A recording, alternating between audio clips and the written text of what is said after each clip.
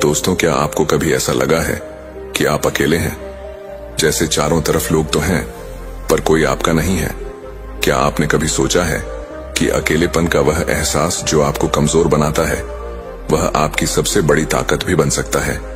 इस कहानी में हम अकेलेपन को एक नए नजरिए से देखेंगे। यह कोई बोझ नहीं, बल्कि एक ऐसा सुनहरा मौका है जो आपको खुद से मिलता है। इसे समझने के लिए आपको इस कहानी के हर शब्द को महसूस करना होगा, क्योंकि आज मैं आपको ऐसे पहलुओं से रूबरू करवाने वाला हूं जो शायद आपने कभी ना सुने हो। पहले आप एक बात समझिए, दुनिया के सबसे बड़े बदलाव तब आए जब इंसान अकेला था। स्वामी विवेकानंद ने अकेलेपन में अपनी आत्मा की गहराई को पहचाना और महात्मा बुद्ध ने एकांत में ही अपनी अंतरात्मा को जागृत किया। क्या यह संभव होता अगर यह लोग भी अकेलेपन से डर गए होते? नहीं, यही फर्क है हार मानने और अकेलेपन को अपनी ताकत में बदलने का। पर सवाल यह है कि हम अकेलेपन को कैसे अपनाएं। हम आपको एक कहानी सुनाते हैं। एक गांव में एक सबल नाम का लड़का रहता था। सबल बचपन से ही बहुत चंचल था, लेकिन जैसे जैसे बड़ा हुआ उसकी जिंदगी में जिम्मेदारियां बढ़ने लगी। दोस्तों ने दूरियां बना ली और वह खुद को सबसे अलग अलग महसूस करने लगा। वह हर दिन अपने कमरे में बंद रहता और अपने अकेलेपन को कोसता। एक दिन सबल की दादी ने उससे कहा, सबल, इस दुनिया में हर व्यक्ति अकेले आता है और अकेले ही जाता है, लेकिन फर्क इस बात से पड़ता है कि जब तुम अकेले हो तब तुमने अपने समय का क्या किया। यह बात सबल के दिल में घर कर गई। उसने अपने अकेले समय का उपयोग अपने भीतर छुपी रचनात्मकता को खोजने में किया। उसने लिखना शुरू किया। धीरे धीरे उसकी कहानियां इतनी मशहूर हुईं कि लोग उसकी कहानियों में अपने जीवन का अक्स देखने लगे। यह कहानी हमें यह सिखाती है कि अकेलापन केवल एक एहसास नहीं, बल्कि एक शक्ति है जो आपको अपनी जिंदगी को नया आकार देने का मौका देती है। जब आप खुद को वक्त देते हैं, तब आप वह कर पाते हैं जो शायद दूसरों की मौजूदगी में मुमकिन नहीं होता। आपने यह तो सुना ही होगा कि सबसे बड़ी लड़ाई इंसान खुद से लड़ता है, और जब आप इस लड़ाई में जीत जाते हैं तो आपको कोई हरा नहीं सकता। अकेले समय में आप अपनी कमजोरी को पहचान सकते हैं, अपनी ताकत को निखार सकते हैं और अपने लक्ष्यों को तय कर सकते हैं। लेकिन इस सफर में सबसे जरूरी है कि आप अपनी सोच को सकारात्मक बनाएं। अकेलापन आपको तोड़ सकता है, लेकिन अगर आप इसे सही नजरिए से देखेंगे तो यही आपको बना भी सकता है।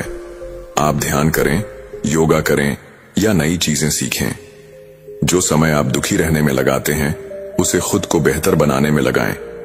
दोस्तों, आज आपको ऐसी अनमोल सीख मिलेगी जो आपकी जिंदगी बदल देगी। यह एक शुरुआत है आपकी अपनी खुद की कहानी को नए सिरे से लिखने की। और यह सिर्फ अकेलेपन की बात नहीं है, यह बात है उस आत्मनिर्भरता की जो आपके अंदर छुपी है। यह बात है उस रचनात्मकता की जिसे आप नजरअंदाज कर रहे हैं। यह बात है उस ऊर्जा की जो हर बार आपको गिरने से उठने के लिए कहती है। इस कहानी के अंत में आपको महसूस होगा कि आप अकेले नहीं हैं। आपका अकेलापन आपका सबसे अच्छा साथी है। और अगले वीडियो में हम इस बात पर चर्चा करेंगे कि कैसे आप अपने अकेलेपन को और भी गहराई से समझ सकते हैं। तो याद रखिए, आप अकेले नहीं हैं। आपका अकेलापन ही आपकी असली ताकत है। इसे अपनाएं, इसे समझिए और इसे अपनी नई पहचान बनाने दीजिए। कहते हैं, अकेलेपन में ही इंसान अपनी सच्ची पहचान खोज पाता है। क्या आप मानेंगे कि कभी कभी ईश्वर हमें अकेला इसीलिए छोड़ता है ताकि हम खुद को समझ सके, खुद से जुड़ सके? आज मैं आपको एक ऐसी कहानी सुनाने जा रहा हूं जो आपके दिल को छू जाएगी और आपके जीवन में अकेलेपन के मायने ही बदल देगी। नमस्कार दोस्तों, ट्रू लाइन चैनल पर आपका स्वागत है। दोस्तों, हम आपके जीवन को एक नई दिशा देने का प्रयास कर रहे हैं। अगर आपको हमारा यह प्रयास अच्छा लगे तो कमेंट में नमो बुद्धाय अवश्य लिखे। तो कहानी शुरू करते हैं। ये कहानी है सबल की। सबल एक छोटे से कस्बे का लड़का था जो हर किसी की तरह एक सामान्य जिंदगी जी रहा था। उसका एक खुशहाल परिवार था, दोस्त थे और वह अपनी पढ़ाई में भी अच्छा था। लेकिन जैसे जैसे समय बीता, उसकी जिंदगी में बदलाव आने लगे। उसके पिता का तबादला दूसरे शहर में हो गया। दोस्त दूर होते चले गए और अपना परिवार भी धीरे धीरे अपनी व्यस्तता में खोने लगा। सबल, जो कभी लोगों से घिरा रहता था, अब अकेलेपन की चुप्पी से जूझ रहा था। सबल को यह समझ नहीं आ रहा था कि यह सब क्यों हो रहा है। उसे लगता था जैसे उसकी जिंदगी से सब कुछ खत्म हो गया है। वह अकेले कमरे में बैठा खुद से सवाल करता रहता, आखिर मेरी गलती क्या है? क्या मैं इतना बुरा हूं कि सबने मुझे छोड़ दिया? यह अकेलापन उसके अंदर एक गहरी उदासी और बेचैनी भर रहा था। एक दिन जब वह पार्क में बैठा था तो उसने देखा कि एक छोटी सी चिड़िया अपने घोंसले में अकेली बैठी है, लेकिन वह उदास नहीं थी। वह बार बार उड़ान भरती, पेड़ की डालियों से तिनके लाती और अपने घोंसले को मजबूत बनाती। सबल ने पहली बार महसूस किया कि वह चिड़िया भी अकेली थी, लेकिन उसने अपने अकेलेपन को अपनी मजबूती बना लिया। वह अपने घोंसले को तैयार कर रही थी ताकि जब वक्त आए तो वह उसमें सुकून पा सके। इस घटना ने सबल को झकझोर दिया। अब वह समझ गया था कि अकेलापन हमें तोड़ने के लिए नहीं आता, यह हमें खुद को बनाने का मौका देता है।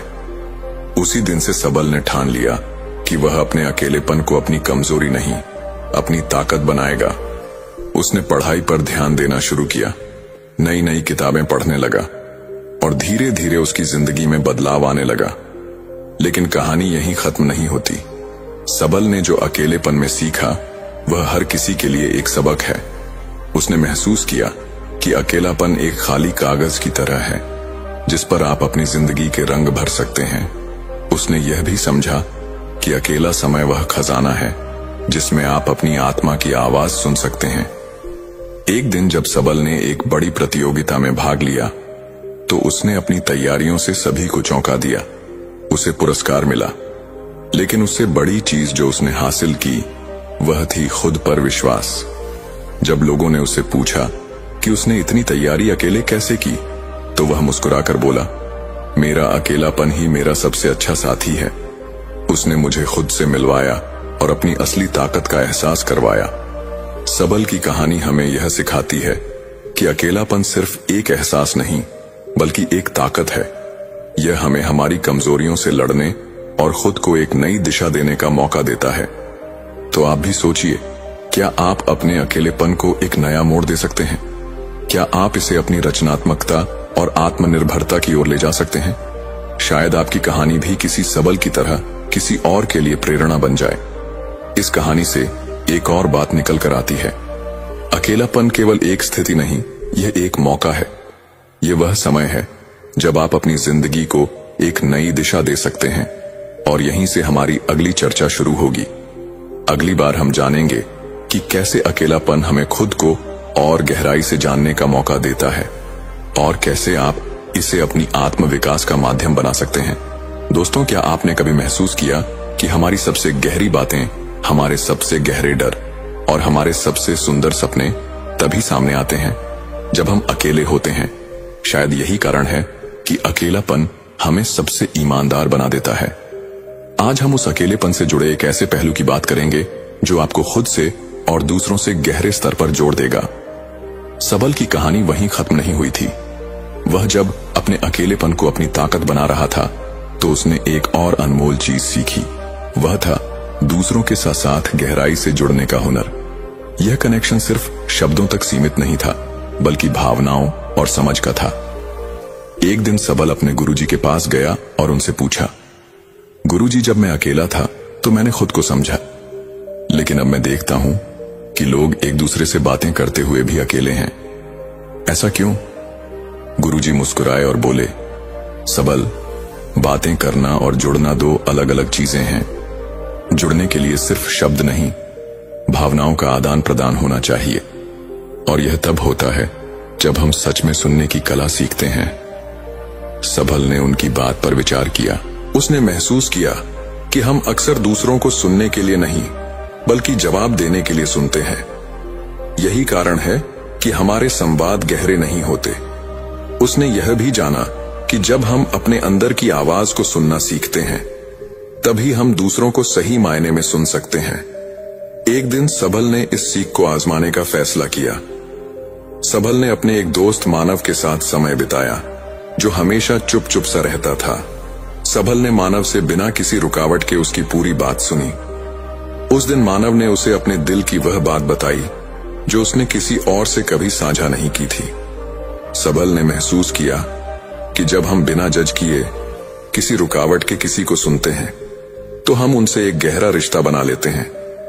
गुरुजी ने उसे एक और बात सिखाई। उन्होंने कहा, सबल गहरे संवाद सिर्फ शब्दों से नहीं होते, बल्कि हमारी आंखों, हमारे हाव भाव और हमारी मौजूदगी से भी होते हैं। जब तुम सच में किसी के साथ हो तो उन्हें यह महसूस होना चाहिए कि तुम पूरी तरह से उनके साथ हो। यही असली कनेक्शन है। यह समझने के बाद सबल ने अपने आसपास के लोगों से जुड़ने की कोशिश की।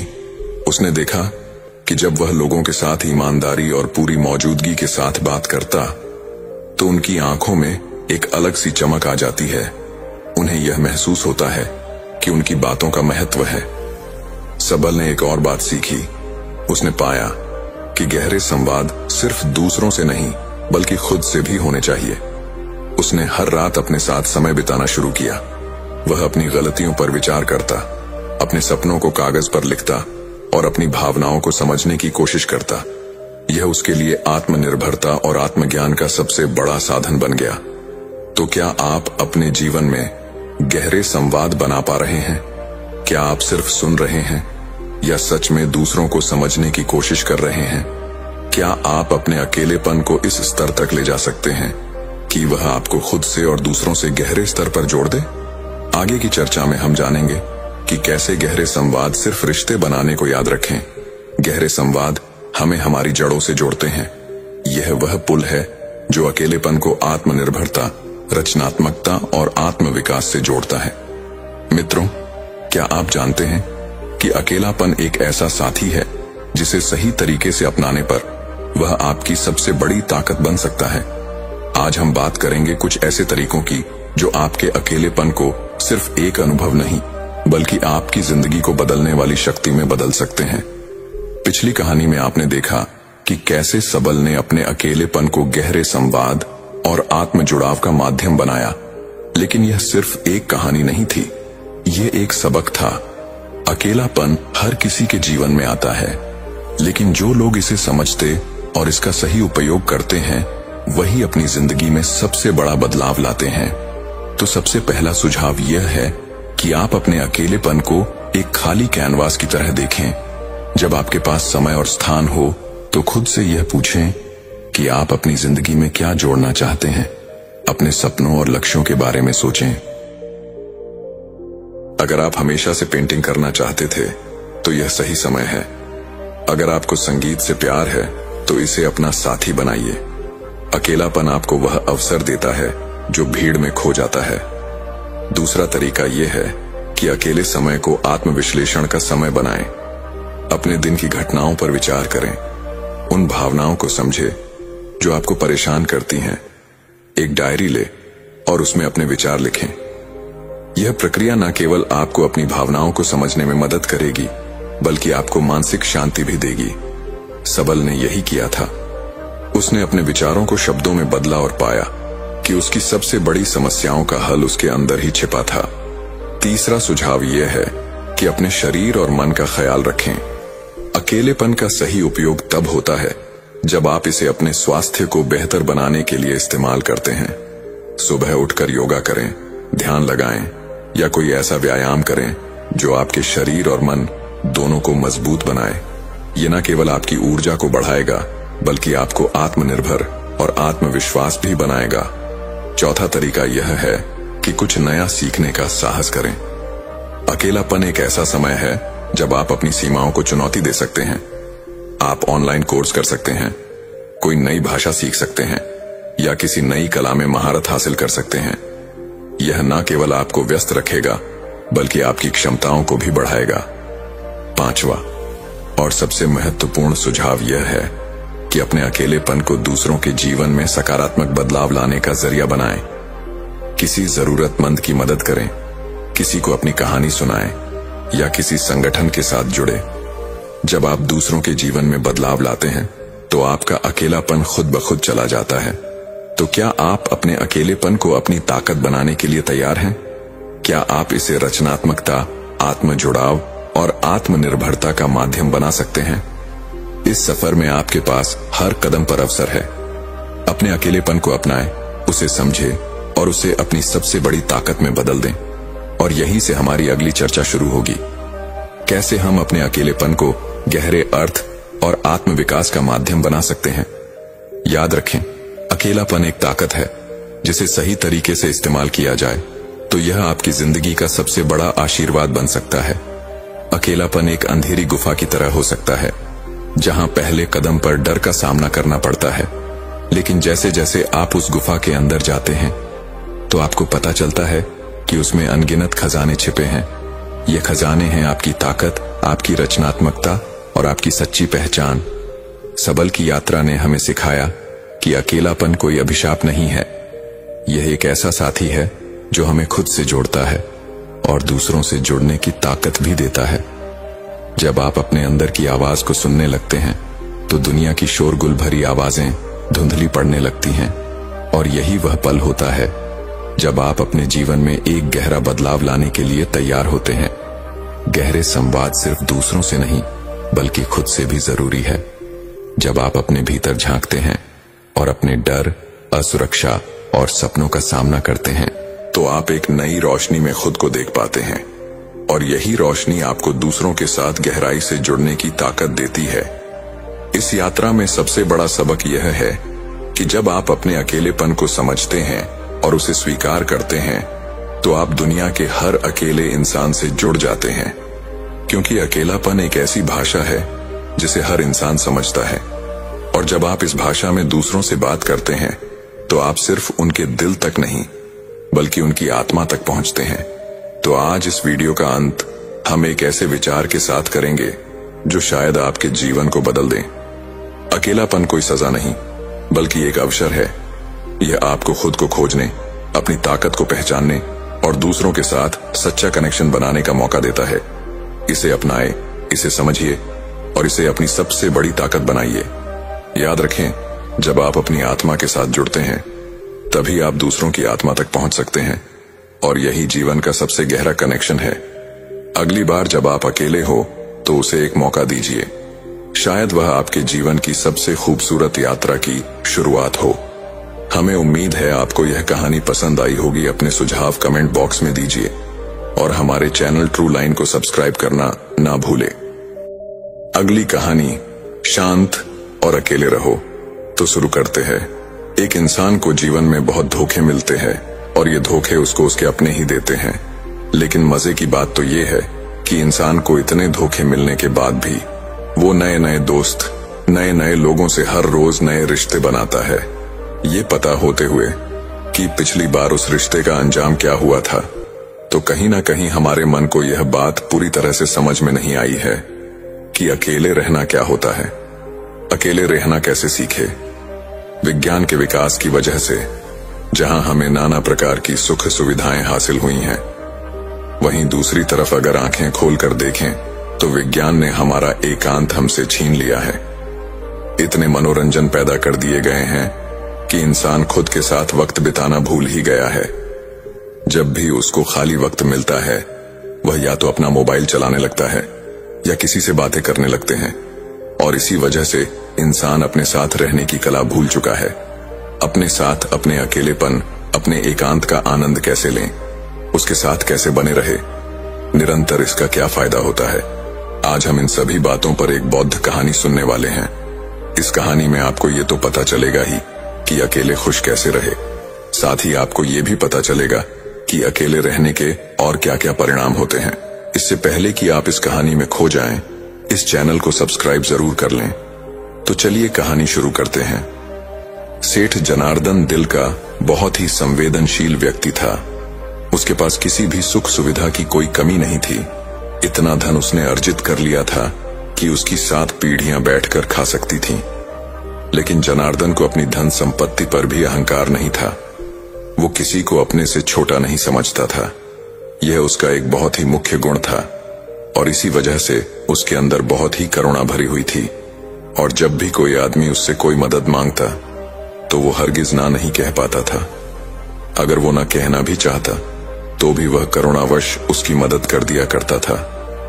अब लोगों को धीरे धीरे सेठ जनार्दन की यह संवेदनशीलता और यह करुणा पता चलती गई, और लोगों ने इसका फायदा उठाना शुरू कर दिया। अब लोग जानबूझकर सेठ जनार्दन के आगे दुखी होने का दिखावा करते और सेठ जनार्दन उनकी बातों को सच समझकर उनकी सहायता करता रहा। लेकिन उसके मन को फिर भी तसल्ली थी कि वह जरूरतमंदों की मदद कर रहा है। लेकिन एक दिन जब सेठ जनार्दन के दोस्तों ने उसे बताया कि लोग किस तरह उसका फायदा उठा रहे हैं और शहर में किस तरह उसका मजाक बनाया जा रहा है, तो सेठ जनार्दन के मन को बहुत ही गहरा आघात पहुंचा। वैसे तो सेठ जनार्दन के बहुत से मित्र बन चुके थे, लेकिन उनमें से कौन से मित्र सच्चे हैं और कौन कौन लोग मित्र होने का दिखावा कर रहे हैं, ये सेठ जनार्दन के लिए जान पाना बहुत ही मुश्किल हो गया था। वो अक्सर लोगों की भीड़ भाड़ से घिरा रहता था। जब उसको अपने मित्रों और दूसरे लोगों की धोखाधड़ी का पता चला, तो सेठ जनार्दन ने निश्चय किया कि आज के बाद वह अकेला ही रहेगा। वो किसी से ज्यादा दोस्ती नहीं रखेगा और ज्यादातर समय अपने साथ ही बिताया करेगा। और इसीलिए अब बाहर के लोग सेठ जनार्दन की हवेली के दरवाजे के बाहर से ही लौटा दिए जाते। सेठ के दरबार किसी को भी सेठ जनार्दन के पास जाने की अनुमति नहीं देते थे। लेकिन कुछ समय अकेले रहने के बाद सेठ धर्म जनार्दन का मन ऊबने लगा। अब उसे किसी महफिल की जरूरत थी। उसे अपने वह दोस्त याद आने लगे जिनके साथ बैठकर वह जीवन के मजे लिया करता था। लेकिन तभी उसे यह भी याद आ जाता कि किस तरह उसके दोस्तों ने उसे बेवकूफ बनाया और करुणा का अभिनय करके उसका कितना सारा धन उससे ले लिया। इसीलिए वो चाहकर भी ऐसे दोस्तों की संगत नहीं चाहता था। लेकिन अब उसका मन अकेले में ऊबने लगा था। इसीलिए सेठ जनार्दन ने अपने दोस्तों से संपर्क न करके एक सत्संग में जाना शुरू कर दिया। उस सत्संग में ज्ञान की बातें हुआ करती थीं, ज्ञान के उपदेश हुआ करते थे और दूसरों के विचार भी सुने जाते थे। सेठ जनार्दन को वहां जाकर बहुत अच्छा लगा। उसे बहुत आनंद मिला और वो रोज नित्य रूप से उस सत्संग में जाने लगा और ज्ञान के उपदेश सुनने लगा। सत्संग में अक्सर जनार्दन अच्छे अच्छे वक्तव्य पेश करके अपने ज्ञान को भी जाहिर करता था। और यह बात किसी से छुपी हुई नहीं थी कि तर्क वितर्क में सेठ जनार्दन का कोई साही नहीं है। लेकिन फिर भी सेठ जनार्दन के मन में कोई भी आनंद की झलक नहीं थी। इतना ज्ञान होने के बाद भी वो अपने अंतर ज्ञान से एकदम अलग था। इतना बाहरी ज्ञान होने के बाद भी वो अपने अंतर ज्ञान से एकदम अछूत था। और इसी वजह से उसके जीवन में आनंद की कोई झलक नहीं थी। अक्सर सत्संग के उपदेशों में ध्यान पर चर्चा हुआ करती थी। इस पर सेठ जनार्दन वक्तव्य तो बहुत पेश करते थे, लेकिन उन्होंने ध्यान की तरफ अपना पहला कदम भी नहीं उठाया था। आपको चाहे सेब की सारी खूबी पता हो, सेब दिखने में ऐसा होता है, सेब का स्वाद वैसा होता है, सेब से यह फायदे होते हैं, लेकिन जब तक आप सेब को खाएंगे नहीं तब तक स्वाद नहीं पता चलेगा। यही बात सेठ जनार्दन पर भी लागू होती थी। वैसे तो उन्हें पूरा ज्ञान था, लेकिन उन्होंने ध्यान का रस, एकांत का रस, अकेलेपन का रस अभी तक चखा ही नहीं था। एक दिन उस सत्संग में एक बौद्ध गुरु पहुंचे। दूर दूर तक उनकी ख्याति थी। उनके ज्ञान के बारे में प्रदेश भर में चर्चाएं होती थीं। तो आज सेठ जनार्दन को एक मौका मिल गया था कि वह अपने तर्क वितर्क से उस बौद्ध गुरु को पछाड़ देगा और उसके बाद समाज में उसकी और भी इज्जत बढ़ जाएगी। लोग उसको और भी बड़ा ज्ञानी समझने लगेंगे।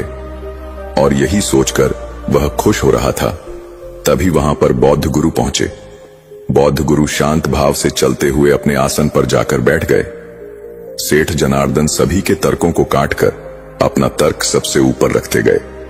उन्होंने सोचा कि एक बार यह बौद्ध गुरु तर्क वितर्क पर उतर आए, फिर देखो मैं इनके तर्कों को कैसे काटता हूं। तर्क वितर्क होते रहे, पर उसे बौद्ध गुरु ने कुछ नहीं बोला। वो बस शांत भाव से मुस्कुरा रहे थे। आखिर में जब सत्संग खत्म हुआ तो सेठ जनार्दन से रहा नहीं गया और आखिर में उन्होंने बौद्ध गुरु से पूछ ही लिया, कंपोनेंट प्लेसमेंट, कि मैंने आपके ज्ञान की चर्चा बहुत सुनी है, लेकिन आप तो सभा में कुछ बोले ही नहीं, आप तो एकदम मौन बैठे रहे। ये सुनकर बौद्ध गुरु ने मुस्कुराते हुए कहा कि आखिर में सारे ज्ञान को भूल जाना होता है। मुझे आपके तर्क वितर्क पे कोई विवाद नहीं है। मैं तो बस अपने अकेलेपन का आनंद ले रहा था, अपने एकांत के रस में डूबा हुआ था। ऐसा नहीं है कि मैं तुम लोगों को सुन नहीं रहा था, स्विंग में तुमको परिपूर्ण रूप से सुन रहा था, लेकिन मेरे मन में आपके प्रति कोई प्रतिरोध नहीं था। मैं जानता हूं कि शुरुआत में आदमी ज्ञान इकट्ठा करता है, लेकिन अगर वो ज्ञानी होने की भूल में पड़ जाएगा, अगर वो ये सोचेगा कि मैं तो ज्ञानी हो चुका हूं, तो वो सबसे बड़ा अज्ञानी ही रह जाएगा। सबसे बड़ा ज्ञान है अपने ज्ञान को गिरा देना, अपने आप को ये एहसास कराना कि मैं अज्ञानी हूं, और इस कारण आपका अहंकार, आपका घमंड टूटता चला जाता है और आपका सीखा हुआ ज्ञान आपके अनुभव के तौर पर उतरने लगता है। लेकिन अक्सर लोग सुने सुनाए ज्ञान को, किताब विज्ञान को ही असल सत्य मान बैठते हैं, और यही वो सबसे बड़ी भूल कर देते हैं, और इसी वजह से वह अपने एकांत में कभी उतर ही नहीं पाते, क्योंकि वह लोग बेवकूफों की तरह हमेशा अपने ज्ञान का प्रचार करते रहते हैं। जब यह बात सेठ जनार्दन ने सुनी तो इस बात ने सीधा उसके दिल पर चोट की, क्योंकि यह बात सेठ जनार्दन पर बिल्कुल सही तरीके से लागू होती थी। सेठ जनार्दन ने बौद्ध गुरु से पूछा कि सारा ज्ञान हासिल करने के बाद एक इंसान को कौन सा रास्ता अपनाना चाहिए। ये सुनकर बौद्ध गुरु कहते हैं कि असली ज्ञानी की पहचान यही है कि वो अपने ज्ञान से उस एकांत तक पहुंच गया है, उसके मन के सारे द्वंद्व खत्म हो गए हैं। जब तुम किसी ज्ञानी पुरुष से मिलोगे तो वह अपने ज्ञान का बखान नहीं करेगा, उनका एकांत, उनकी चुप्पी ही तुम्हें उस ज्ञान का संदेश पहुंचा देगी। जरा सोचो कि इतना ज्ञान होने का क्या फायदा जब आप अपने साथ ही रहना नहीं सीखे, अपने अकेलेपन और अपने एकांत का आनंद लेना ही नहीं सीखे, तो क्या फायदा इतना ज्ञान इकट्ठा करके। जरा दिमाग लगाइए और सोचिए। इसके बाद बौद्ध गुरु ने कहा कि मैं तुम्हें एकांत का आनंद चखने के लिए 4 सूत्र बता रहा हूं। अगर तुम 4 सूत्र अपने नित्य जीवन में, दैनिक जीवन में अनुसरण करते हो तो तुम अपने एकांत का रस जरूर अनुभव कर पाओगे। और अगर एक बार तुमने अपने एकांत का अनुभव कर लिया, उसका रस छक लिया, तो फिर तुम्हें अपने मन को खुश करने के लिए किसी मनोरंजन की, किसी वस्तु की या किसी आदमी की कोई आवश्यकता नहीं होगी। वो रस, वो आनंद परमानंद बन जाएगा। वो हमेशा आपके साथ चलेगा, क्योंकि वो किसी चीज से बंधा हुआ नहीं है। सबसे पहला सूत्र है कि अपने अंदर यह उत्सुकता बनाओ कि खुद को जानना क्यों जरूरी है। अक्सर हम सब ने सुना होगा कि खुद को जानना है, खुद को जानना ही सबसे जरूरी है। अगर आप इस सवाल को अपने मन के अंदर बिठा लेते हैं तो स्वाभाविक रूप से आप खुद को जानने के लिए प्रेरित होंगे। लेकिन अगर आप यही नहीं जानते कि खुद को जानना क्यों जरूरी है, तो आप खुद को जानने की कोशिश क्यों करेंगे। इसीलिए पहले समझो कि खुद को जानना क्यों जरूरी है। ये इसीलिए जरूरी है कि हम अपने आप को जानते ही नहीं हैं। हमने किसी बात पर कोई प्रतिक्रिया दी और कुछ देर बाद उसी प्रतिक्रिया को लेकर हमें पछतावा होने लगा कि मुझे ऐसी प्रतिक्रिया नहीं देनी चाहिए थी, मुझे उनसे कुछ अलग तरीके का व्यवहार करना चाहिए था। आप करना कुछ चाहते हैं, वह करवा कुछ और देता है। आप तो गाली नहीं देना चाहते थे, लेकिन लड़ाई हुई और आपने चाटा तक मार दिया। आप नहीं करना चाहते थे, लेकिन आपसे हो गया। तो ये कौन है करवाने वाला? ये सारे सवाल जवाब मन में उठने लगते हैं। तो आपके अंदर यह उत्सुकता जगती है कि खुद को जानना जरूरी क्यों है। दूसरा सूत्र है कि नाना प्रकार के मनोरंजन से, सुख सुविधाओं से अपना मन अलग करके उसे ध्यान के लिए प्रेरित करें। जब आप पहला सूत्र समझ लेते हैं कि खुद को जानना क्यों जरूरी है, उसके बाद दूसरा सूत्र आता है। हमारा मन अक्सर नाना प्रकार की सुख सुविधाओं से, नाना प्रकार के मनोरंजन से घिरा रहता है। अत्यधिक मनोरंजन मन को उबाने लगता है। जब आप बहुत देर तक अपना मोबाइल चलते हैं तो कुछ देर बाद उससे भी उब होने लगती है। वही हमें परेशान करने लगता है। इसीलिए वही मनोरंजन हमारे लिए उब का कारण हो जाता है। विज्ञान ने जहां नए नए आविष्कारों के जरिए आविष्कारों ने इंसान से उसका एकांत छीन लिया है, और इसका सबसे बड़ा उदाहरण है मोबाइल। हम एक दिन भी अपने मोबाइल से दूर नहीं रह सकते। जरा एक प्रयोग करके देखना, एक दिन के लिए अपना मोबाइल स्विच ऑफ करके कहीं दूर रख देना और उसके पास आपको जाना तक नहीं है। आप उसी दिन परेशान हो जाएंगे। आपको समझ नहीं आएगा कि आप क्या करें, आप अपना समय कैसे व्यतीत करें, कैसे बिताएं। तो जरा सोचो, विज्ञान के एक छोटे से आविष्कार एक मोबाइल ने आपकी जिंदगी को अपने साथ कैसे बांध लिया है, आप ये देख पा रहे हैं, आप ये महसूस कर पा रहे हैं। इसीलिए ऐसे मनोरंजन और ऐसी सुख सुविधाओं से अपने मन को खींचकर ध्यान के लिए प्रेरित करें। तीसरा सूत्र है, खाली रहने की आदत डालो। हम अक्सर जिम्मेदारियों में इतने व्यस्त हो जाते हैं कि खुद के लिए समय ही नहीं निकालते। बचा कुछ समय हमारा मोबाइल ले लेता है और इसीलिए हम अपने आप को जानते ही कितना है। लेकिन जब हम अपने साथ वक्त बिताने लगते हैं तो हमें अपनी प्रवृत्तियां पता चलने लगती हैं। और चौथा सूत्र है, संसार में रहकर अपने एकांत में स्थिर रहना सीखो। हम सांसारिक चीजों से और यहाँ के लोगों से या तो बहुत ज्यादा जुड़ जाते हैं या उनसे घृणा करने लग जाते हैं। ना आपका कोई मित्र होगा और ना ही कोई शत्रु होगा। आपके लिए सब जीव एक समान है। आपकी दृष्टि सभी जीवन के लिए एक समान है। इतना उन्नत हो चुके हैं कि आप अपनी जिम्मेदारियां का निर्वाह करते हुए, लोगों से मिलते हुए, मनोरंजन करते हुए अपने मन के एकांत को स्थिर रखवाते हैं, अपने मन के एकांत को बरकरार रखवाते हैं। लेकिन यहां तक पहुंचने के लिए आपको पीछे पलटकर खुद को जानना होगा, खुद के साथ वक्त बिताना होगा। बेवजह के मनोरंजन से अपने चित्त को दूसरे दिशा में ले जाना होगा, जहां पर उसका मनोरंजन ध्यान के द्वारा होगा। तो आपको कोई भी धोखा नहीं दे सकेगा, क्योंकि कोई भी आपके मन के उतना करीब या उतना दूर नहीं। आपके लिए सब एक समान है। इसीलिए किसी का भी धोखा आपके ऊपर आघात नहीं करेगा। ये सुनकर सेठ जनार्दन ने उन बौद्ध गुरु के पैर छुए और इन बातों का निरंतर अभ्यास करते हुए उन्होंने वो कला हासिल की जिसे हम कहते हैं अपने एकांत के आनंद में डूब जाना, अपने अकेलेपन का मजा चखना। दोस्तों, आज की कहानी एक गुरु और शिष्य की प्रेरक यात्रा पर आधारित है, जो हमें सिखाती है कि आंतरिक शांति कैसे जीवन में चमत्कार ला सकती है। जीवन की चुनौतियों का सामना करते हुए मन को शांत और स्थिर रखना ही असली ताकत है। तो चलिए इस कहानी से सीखते हैं कि कैसे शांति और आत्म संयम जीवन को बदल सकते हैं। नमस्कार दोस्तों, ट्रू लाइन चैनल पर आपका स्वागत है। तो शुरू करते हैं। एक समय की बात है, एक गुरु और शिष्य जंगल में यात्रा कर रहे थे। चलते चलते वे एक शांत नदी के किनारे पर पहुंचे। गुरु ने शिष्य से कहा, हम यहाँ थोड़ी देर आराम करेंगे। शिष्य ने नदी के किनारे बैठकर आसपास का दृश्य देखा। चारों ओर शांति और हवा में हल्की ठंडक थी। शिष्य ने इस शांत माहौल का आनंद लिया, लेकिन उसके मन में एक सवाल था। उसने गुरु से पूछा, गुरुदेव, आप हमेशा कहते हैं कि शांत और अकेले रहो, तभी जीवन में चमत्कार होते हैं, परंतु मैं इसे समझ नहीं पाता। गुरु ने मुस्कुराते हुए कहा, भंते, मैं तुम्हें एक छोटी सी शिक्षा देना चाहता हूं। उन्होंने शिष्य को नदी के पास ले जाकर कहा, इस पानी को ध्यान से देखो, क्या तुम इसमें अपनी परछाई देख पा रहे हो? शिष्य ने जवाब दिया, नहीं गुरुदेव, पानी में हलचल है, इसलिए मैं अपनी परछाई स्पष्ट रूप से नहीं देख पा रहा। गुरु ने कहा, ठीक है, अब कुछ देर शांत रहो और इंतजार करो।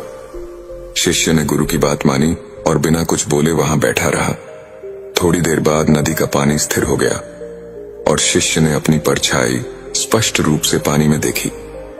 गुरु ने कहा, जैसे इस पानी को शांत होने पर तुम्हें अपनी परछाई दिखाई दी, वैसे ही जब तुम अपने मन और जीवन में शांति लाओगे, तब जीवन के असली चमत्कार और सच्चाइयां तुम्हारे सामने स्पष्ट रूप से प्रकट होगी।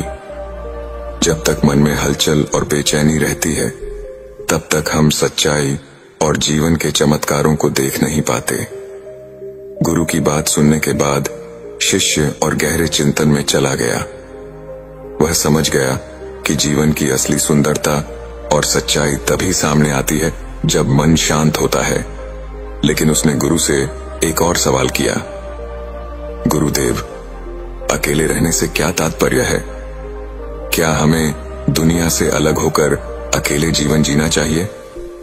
गुरु ने फिर से मुस्कुराते हुए कहा, अकेलापन बाहर का नहीं, भीतर का होता है। इसका मतलब यह नहीं है कि तुम समाज या अपने कर्तव्यों से दूर भागो। इसका अर्थ है कि तुम अपनी आत्मा के साथ जुड़ जाओ, अपने भीतर की शांति को खोजो। जब तुम भीतर से शांत होते हो तब भले ही तुम लोगों के बीच हो, पर तुम्हारा मन एकांत में होता है। यह आंतरिक एकांत ही तुम्हें चमत्कारों का अनुभव कराता है। गुरु ने आगे समझाया, जो व्यक्ति अपने भीतर की शांति पाता है वह अपने आसपास की दुनिया से प्रभावित नहीं होता। वह न तो बाहरी समस्याओं से विचलित होता है, न ही उसे दुनिया की चकाचौंध या मोह भटकाते हैं। ऐसा व्यक्ति जीवन के हर पल में, हर स्थिति में चमत्कार देखता है, क्योंकि उसकी दृष्टि साफ हो जाती है। शिष्य ने यह सुना और मन ही मन संकल्प किया कि वह अपने भीतर की शांति खोजेगा और अपने जीवन में इस शिक्षा का पालन करेगा। धीरे धीरे उसने ध्यान और आत्मचिंतन की आदत डाल ली। समय के साथ उसने महसूस किया कि वह अधिक संतुलित, खुशहाल और समझदार हो गया है। जीवन की चुनौतियां अब उसे परेशान नहीं करती, क्योंकि वह जान चुका था कि असली शक्ति और चमत्कार उसके भीतर ही है। शिष्य ने गुरु की यह शिक्षा मन में बिठा ली, लेकिन उसकी जिज्ञासा अब और बढ़ गई थी। उसने गुरु से फिर पूछा, गुरुदेव, आपने कहा कि शांत और एकांत में रहने से चमत्कार होते हैं, लेकिन क्या हम इसे हर स्थिति में लागू कर सकते हैं? जब जीवन में कठिनाइयां आती हैं, तब शांति बनाए रखना कितना कठिन हो जाता है।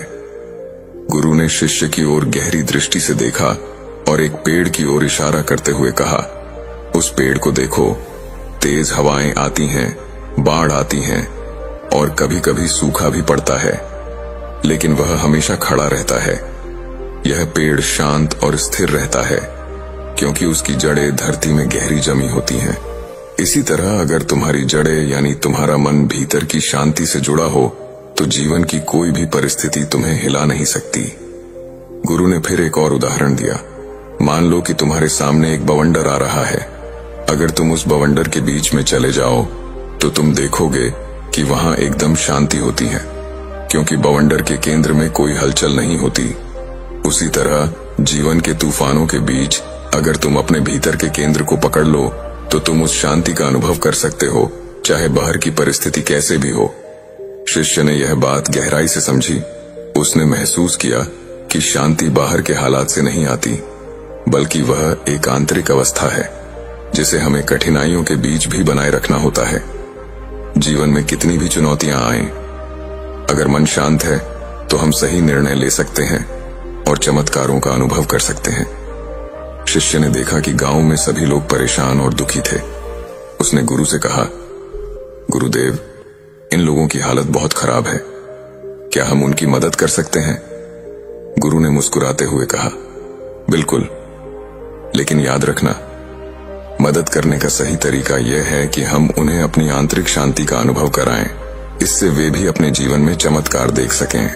गुरु ने शिष्य को सलाह दी कि वह गांव वालों से बातचीत करे और उनकी समस्याओं को समझे।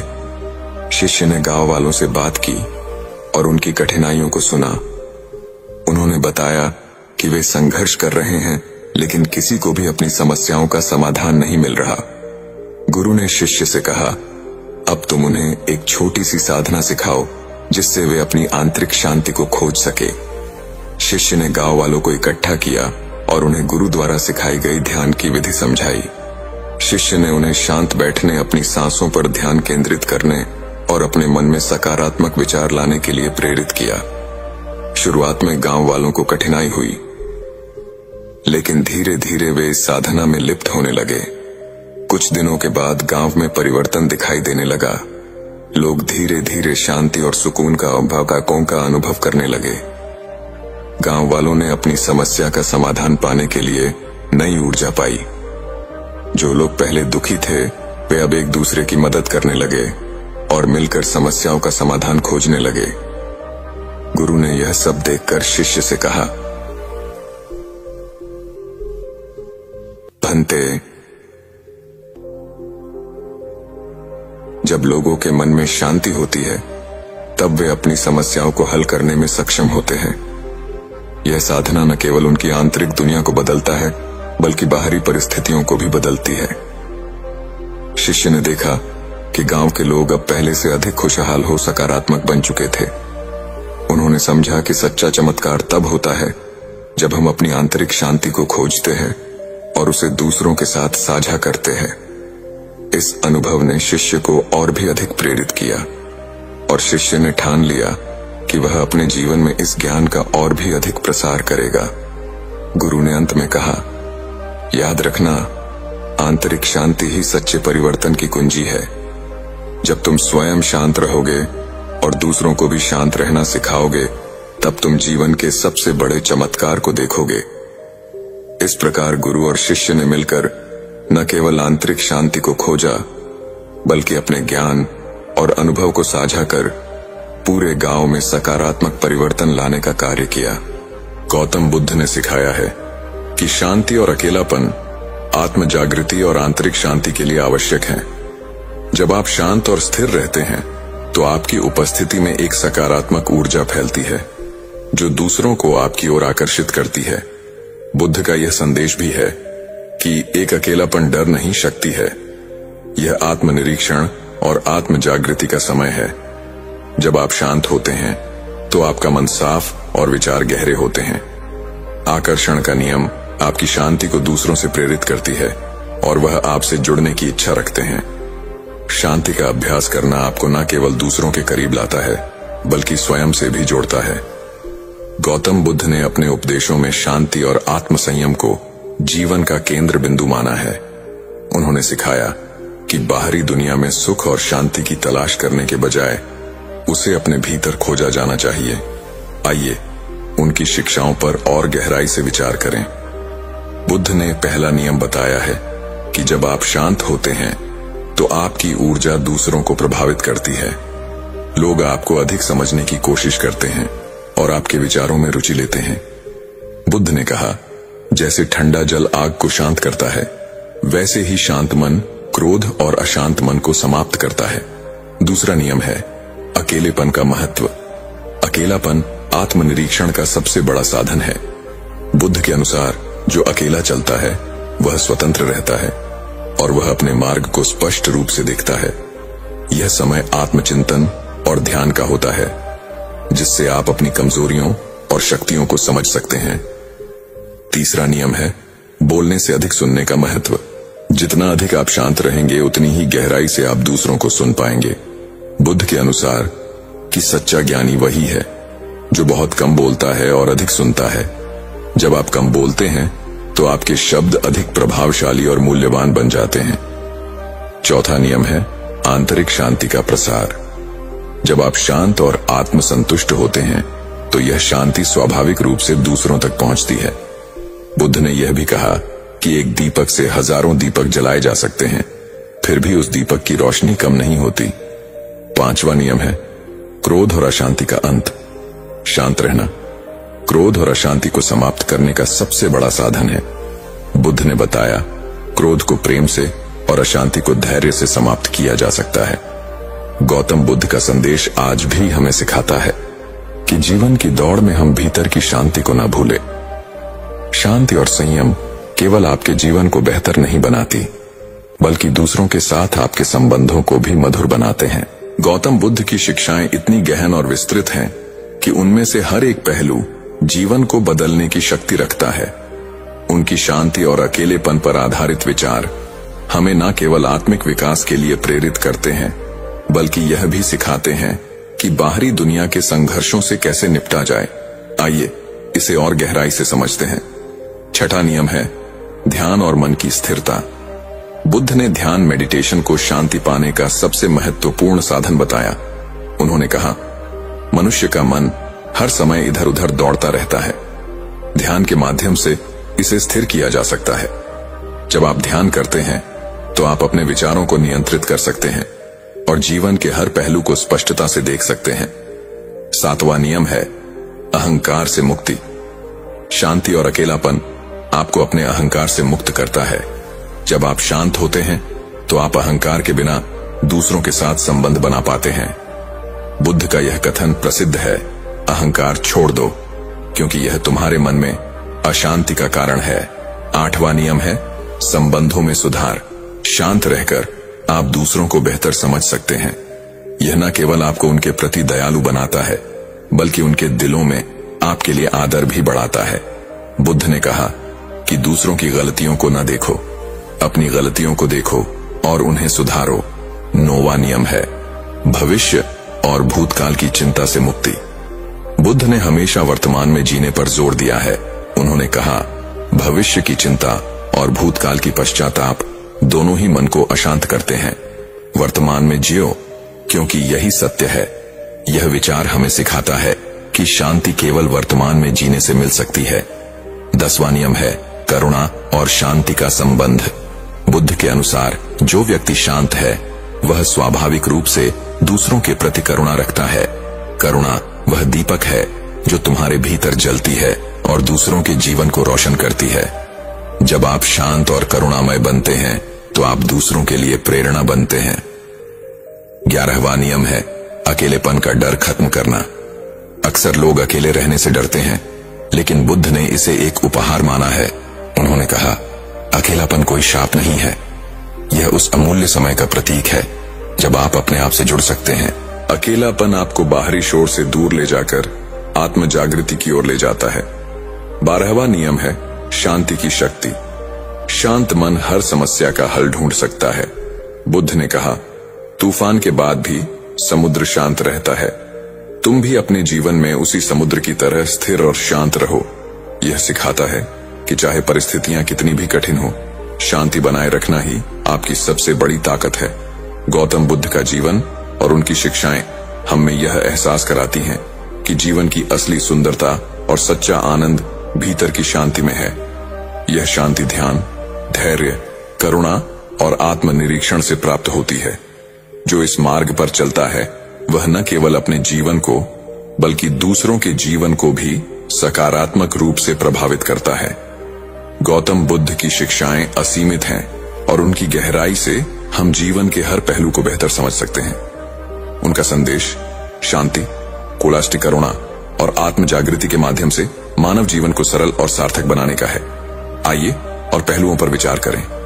13वां नियम है संतोष का महत्व। बुद्ध ने सिखाया कि संतोष सबसे बड़ा धन है। जब आप शांति से संतुष्ट रहते हैं और जो आपके पास है उसमें संतोष करते हैं, तो बाहरी चीजों की चाहत अपने आप कम हो जाती है। संतोष आत्मा को शांति देता है। 14वां नियम है शब्दों की शक्ति। बुद्ध का मानना था कि शांत व्यक्ति के शब्द गहराई और प्रभाव रखते हैं। उन्होंने कहा एक शांत और सच्चे शब्द का प्रभाव 1000 व्यर्थ शब्दों से अधिक होता है। यह हमें सिखाता है कि अपने शब्दों का चयन ध्यान से करें और अनावश्यक बातों से बचें। 15वां नियम है अनासक्ति का अभ्यास। जीवन में शांति बनाए रखने के लिए अनासक्ति अटैचमेंट से मुक्त रहना आवश्यक है। बुद्ध ने कहा जितना तुम चीजों और लोगों से जुड़े रहोगे उतना ही तुम्हारा दुख बढ़ेगा। अनासक्ति का मतलब यह नहीं कि प्रेम ना करें, बल्कि यह कि प्रेम में स्वार्थ और अधिकार की भावना ना हो। 16वां नियम ही धैर्य और सहनशीलता। बुद्ध ने धैर्य को शांति की कुंजी माना है। उन्होंने कहा गुस्सा और अधीरता आग की तरह है, यह केवल तुम्हें जलाएंगे। धैर्य और सहनशीलता तुम्हारे जीवन को शीतल बनाएंगे। जीवन में चाहे कितनी भी कठिन परिस्थितियां आए, शांत और धैर्यवान रहना ही समाधान है। 17वां नियम है करुणा से क्रोध पर विजय। बुद्ध का एक और महत्वपूर्ण उपदेश है क्रोध पर करुणा से विजय पाओ, बुराई पर अच्छाई से विजय पाओ। जब आप शांत रहते हैं और दूसरों के प्रति करुणा रखते हैं तो आप स्वाभाविक रूप से अपने क्रोध और घृणा पर विजय पा लेते हैं। 18वां नियम है साधारण जीवन का महत्व। बुद्ध ने कहा एक साधारण जीवन जियो ताकि तुम्हारे विचार और मन शांत रहे।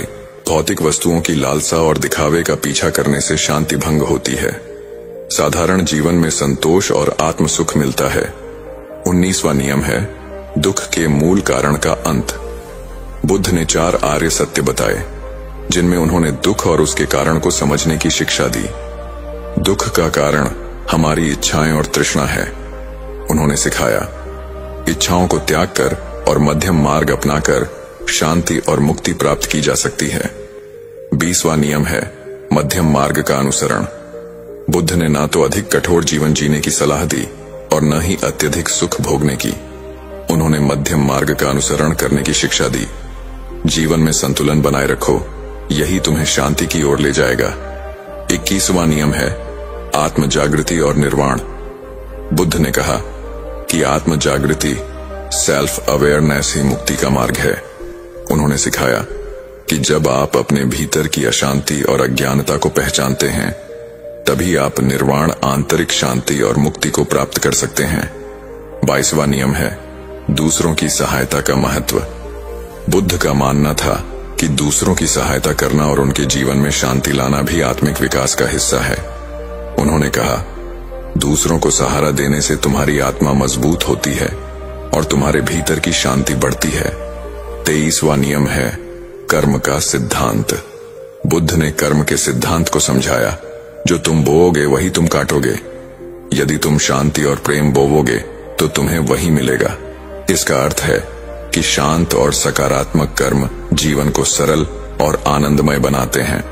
गौतम बुद्ध की शिक्षाएं हमें यह सिखाती हैं कि सच्ची शांति और सुख हमारे भीतर ही है।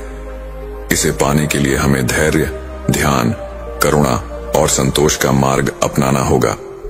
उनका संदेश यह है कि जीवन में चाहे कैसी भी परिस्थितियां हों, शांति और संयम बनाए रखने से ही हम अपने लक्ष्य और आत्मा की मुक्ति तक पहुंच सकते हैं। गौतम बुद्ध की शिक्षाओं का विस्तार अनंत है और हर पहल में मानव जीवन को संवारने और आत्मिक शांति पाने का संदेश छिपा है। उनकी बातें समय, स्थान और परिस्थितियों से परे हैं। आइए उनकी शिक्षाओं में और गहराई तक जाएं। 24वां नियम है स्वयं पर भरोसा रखना। बुद्ध ने कहा, अपने दीपक स्वयं बनो। इसका अर्थ है कि किसी और पर पूरी तरह निर्भर न रहे। अपने भीतर ज्ञान और समझ का दीप जलाए और सही मार्ग पर चले। जब आप आत्मनिर्भर बनते हैं तो जीवन में शांति और आत्मविश्वास अपने आप बढ़ता है। 25वां नियम है सही दृष्टिकोण अपनाना। बुद्ध ने सही दृष्टिकोण, राइट व्यू पर बल दिया है। उन्होंने कहा, दुनिया को जैसे वह है वैसे ही देखो, ना कि जैसे तुम उसे देखना चाहते हो। यह सिखाता है कि सत्य को स्वीकार करना और पूर्वाग्रहों से मुक्त रहना ही शांति का मार्ग है। 26वां नियम है अतीत से मुक्ति। बुद्ध ने सिखाया कि अतीत की यादों और पछतावों को छोड़ देना चाहिए। उन्होंने कहा कि जो चला गया है उस पर रो मत, जो अभी है उसे पूरी तरह से जियो। अतीत में रहने से मन अशांत होता है, वर्तमान में जीना शांति का रहस्य है। 27वां नियम है कि इच्छाओं का संतुलन। बुद्ध ने समझाया कि इच्छाएं दोहक का कारण है, लेकिन इच्छाओं को दबाने के बजाय उन्हें संतुलित करना चाहिए। जरूरत और लालसा में फर्क करो। जरूरतें पूरी करो, लेकिन लालसा का त्याग करो। 28वां नियम है शत्रुता का अंत प्रेम से। बुद्ध ने कहा, जरेनिया, इस संसार में शत्रुता केवल प्रेम से ही समाप्त हो सकती है। यह सिखाता है कि क्रोध और द्वेष का उत्तर क्रोध से नहीं दिया जा सकता। केवल प्रेम और करुणा ही शांति ला सकते हैं। 29वां नियम है अज्ञानता से मुक्ति। बुद्ध ने कहा, अज्ञानता ही अशांति और दोहक का मूल कारण है। जब आप सच्चे ज्ञान की खोज करते हैं और अज्ञानता को छोड़ते हैं तो आप जीवन में स्थायी शांति पा सकते हैं। 30वां नियम है कि ध्यान का अभ्यास। बुद्ध ने ध्यान को आत्म जागृति और शांति का सबसे बड़ा साधन बताया है। जैसे कमल कीचड़ में खिलता है, वैसे ही ध्यान अशांत मन को शांति देता है। ध्यान आपको अपने विचारों और भावनाओं को नियंत्रित करने में मदद करता है। 31वां नियम है दूसरों के प्रति सहानुभूति। बुद्ध ने कहा, दूसरों के दुख को समझो और उनके प्रति सहानुभूति रखो। सहानुभूति और करुणा न केवल दूसरों को शांति देती है, बल्कि आपको भी आंतरिक संतोष का अनुभव कराती है। 32वां नियम है मृत्यु का स्वाभाविक दृष्टिकोण। बुद्ध ने मृत्यु को जीवन का स्वाभाविक हिस्सा माना और कहा, मृत्यु से मत डरो, यह केवल एक नया आरंभ है। मृत्यु का भय छोड़कर वर्तमान को पूर्णता से जीने का संदेश दिया। 33वां नियम है जीवन को सरल बनाना। उन्होंने कहा, सादगी में ही सुंदरता और शांति है। अधिक इच्छाएं अधिक समस्याएं लाती हैं।